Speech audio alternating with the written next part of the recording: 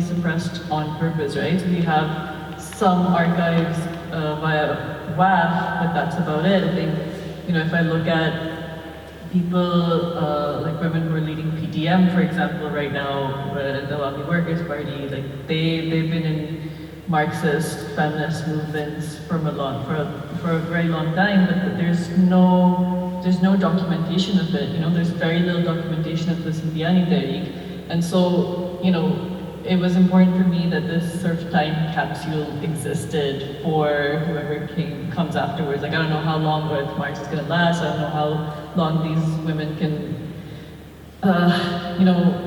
handle being on the front lines, because then somebody else has to come in, right? Like all of you have done this work, and it's not work that you can sustain 24/7, for your whole life.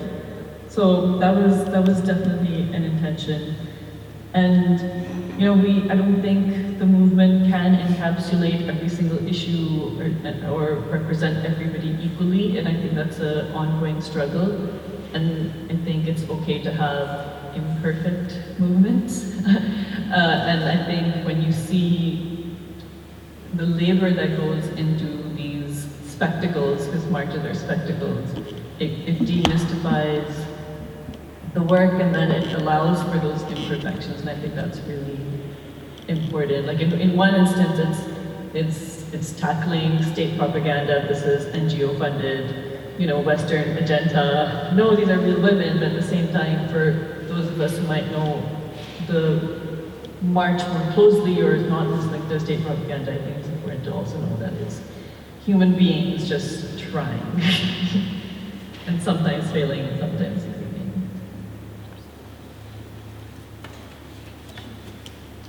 We'll respond to that as well. I hope you'll respond to what Anna was saying, but if we can just open it up if there's anyone in the audience who wants to ask a question as well. I have to.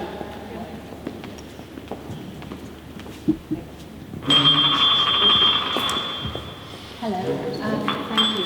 I'm a first year PhD student at Warwick. My PhD is in Women and Gender Studies, and I'm researching women empowerment in Pakistan. So thank you for this documentary. Spoke to me on personal and professional levels. I have two questions. So one, I think most panel members have hinted at it, about how Aurat March is so intersectional now, that it kind of now, when it initially started and sort of grown, I've been following it over the years, and I've been present at a few as well. And so as it has grown over the years, it's become almost representative of every marginalized segment of Pakistani society. For example, throughout the documentary, we could have picked up communist sentiment, again, for example, student movements, Baloch disappearances, forced relocation, basically everything that the state is kind of afraid of. So do you think that Aurat March will become that face of representative of everything that the state is sort of trying to suppress?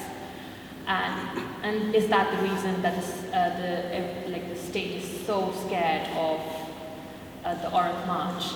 And my second question, I think, is obviously to everyone, because we have academics in the panel as well. So where do you think the marriage of academia and activism lies when it comes to feminism in Pakistan? Because I find that struggle within myself and my work.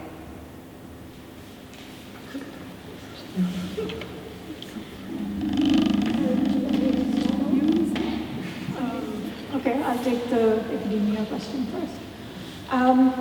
I speak from a position of a lot of privilege, because when I've been teaching in Pakistan, I've taught high school and I've taught a number of years at a private university.